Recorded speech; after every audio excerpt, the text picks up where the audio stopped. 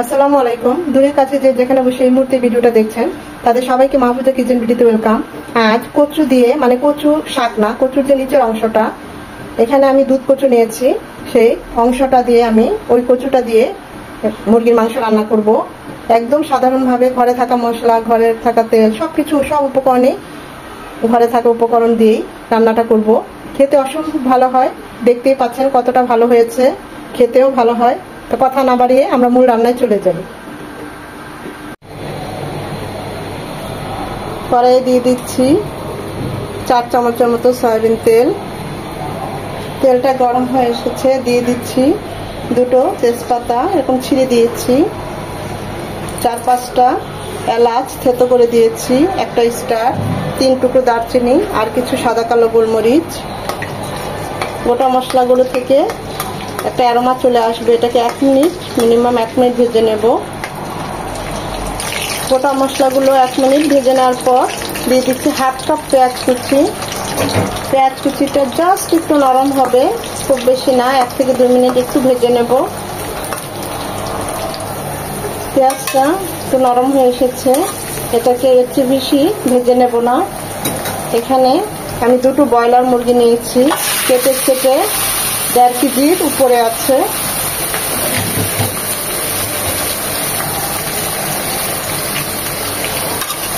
পেঁয়াজ আর তেলের সাথে এই চিকেনটাও 3 থেকে 4 মিনিট ভেজে নেব, যতক্ষণ এর কালারটা চেঞ্জ হয়ে না আসে। এই পর্যায়ে চুলার হিট একদম হাই হিটে থাকবে, তা না হলে কিন্তু চিকেন থেকে পানি বের হয়ে আসবে।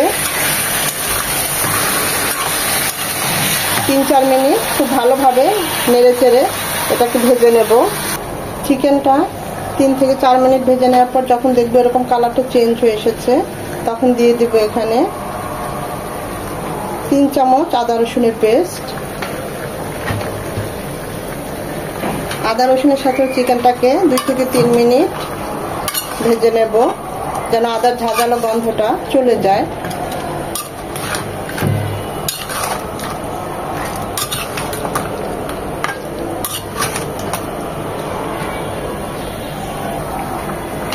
দু মিনিট আদা রসুনটাকে ভেজে নেওয়ার পর এখন এখানে দিয়ে দিচ্ছি মরিচ গুঁড়ো। ঝালটা যে যেমন পছন্দ করেন, আমি 1 চামচ উঁচু করে দিলাম, ওই অনুযায়ী দিবেন। হলুদ গুঁড়ো 1 চামচ উঁচু করে দিলাম। ভাজা জিরে গুঁড়ো 1 চামচের একটু কম। সব মশলা সহ চিকেনকে খুব ভালোভাবে নেড়ে চেড়ে মিশিয়ে নেব। চিকেন থেকে বেশ কিছুটা পানি ছেড়েছে, দেখতেই পাচ্ছেন।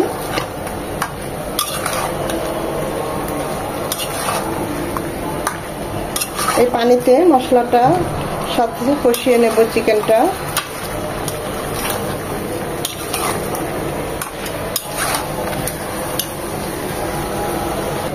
চিকেনটা খুব ভালোভাবে কষিয়ে নেওয়ার পর এখানে 3 চামচ টক দই, ঘরে বানানো টক দই, তার পানির পরিমাণটা একটু বেশি, ফেটিয়ে দিচ্ছি। টক দইটা যখন দিবেন ফেটিয়ে দিবেন, আর চুলার আঁচ একদম লো হিটে রাখবেন। চিকেনের সাথে খুব ভালোভাবে নেড়ে চেড়ে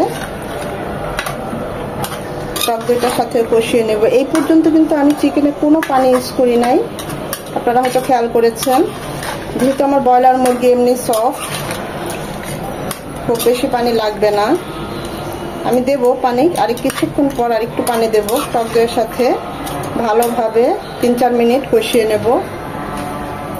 3-4 মিনিট টক দইয়ের সাথে চিকেনটা কষিয়ে নেওয়ার পর কচু নিচের অংশটা, এটা হচ্ছে দুধ কচু, তো নিচের অংশটা আমি এভাবে চাকচাক করে কেটে হাফ ডান করেছি, মানে হাফ সিদ্ধ করে নিয়েছি, সেটা দিয়ে দিচ্ছি।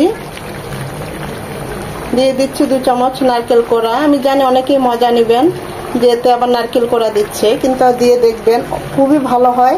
এভাবে রান্না করে একবার হলো ট্রাই করবেন। একটা বড় সাইজের টমেটো এভাবে কিউব করে নিয়েছি। স্বাদ মতো লবণ। খেয়াল করেছেন আমি 3 চামচ আদা রসুন দিয়েছি, পেস্ট দিয়েছি, কারণ যেহেতু কচু তাই এখানে আদা রসুনটা একটু বেশি যাবে। দুধ কচু দেই আর যেই কচু দেই, আমার কাছে কিন্তু গলা ওইভাবে একটু কেমন যেন ধার ধার লাগে বা চুলকায়, যে যেটা বলে আর কি, তাই আমি এখানে আদা রসুনের পরিমাণটা একটু বেশি দিয়েছি। এখন এই নারকেল কোড়া, কচু সবকিছুর সাথে খুব ভালোভাবে মিশিয়ে নেব। আমি এখনো কোনো পানি দেব না, যদি দরকার হয় শেষে দেব। এটা আরো সবকিছু নিয়ে কষবে 5 থেকে 7 মিনিট।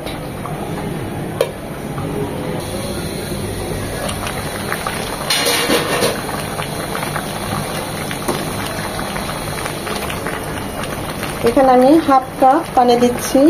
চিকেন আর কচু থেকে বেশ পানিটা ছেড়েছে। আমার যেহেতু কচুটাও সেদ্ধ করা, চিকেনটাও ব্রয়লার, খুব বেশি পানি লাগবে না। যে যেমন গ্রেভি বা ঝোল রাখতে পছন্দ করেন ওই অনুযায়ী পানিটা দিবেন। পানির পরিমাণটা তাই বলছি না। আমার চিকেনটা প্রায় সেদ্ধ হয়ে এসেছে, জাস্ট আরেকটু হবে। আমি ওই অনুযায়ী পানিটা দিলাম। দিয়ে দিচ্ছি হাফ চামচ গরম মশলা গুঁড়ো।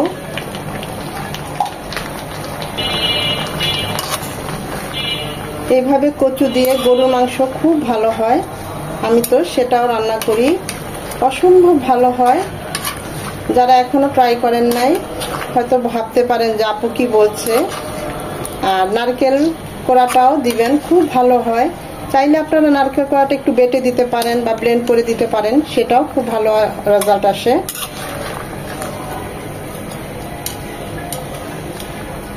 এই পর্যায়ে লবণটা টেস্ট করে নিতে পারেন।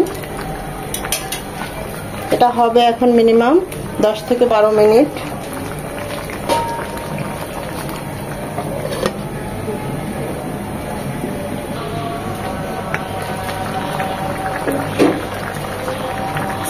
আমি অবশ্য মাঝে আরো একবার নেড়ে দিয়েছি। লবণটা আমার কাছে একটু কম মনে হয়েছিল, একটু সামান্য একটু লবণ দিয়েছি। আমাদের রান্নাটা অলমোস্ট ডান, দেখতেই পাচ্ছেন। অসম্ভব ভালো হয়েছে, খুব সুন্দর একটা ফ্লেভার চলে এসেছে। লুকসটাও কত ভালো এসেছে, দেখেন কত সিম্পল। আমরা তো চিকেন কতভাবে খেয়ে থাকি, এভাবে কচু দিয়েও খেয়ে মানে রান্না করবেন, দেখবেন আসলেও ভালো হয়। গরুর মাংস দিয়েও খুব ভালো হয় এভাবে কচু দিয়ে রান্না করলে। খুবই সিম্পল, চেষ্টা করেছি অল্প মশলা অল্প তেল। আমি এভাবে প্রায় রান্না করি। যারা এভাবে এখনো ট্রাই করেন নাই, আপনাদের কাছে আমার রিকোয়েস্ট থাকবে একবার হলেও ট্রাই করবেন। আমি মাখো মাখো ঝোলটাই রাখবো। আমি এখন চুলাটা অফ করে দিলাম।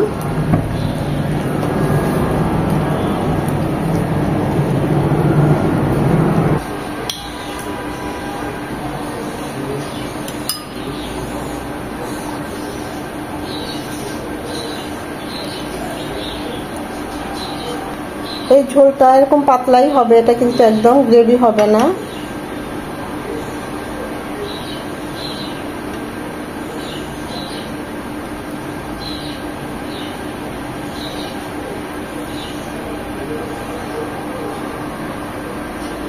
আশা করি ভিডিওটা আপনাদের ভালো লেগেছে। যদি ভালো লেগে থাকে লাইক কমেন্ট শেয়ার করবেন, কারণ আপনাদের একটা লাইক আমাকে পরবর্তী ভিডিও করতে উৎসাহিত করে, সাহায্য করে। এভাবে রান্না করে কমেন্ট করে আমাকে জানাবেন কেমন হয়েছে।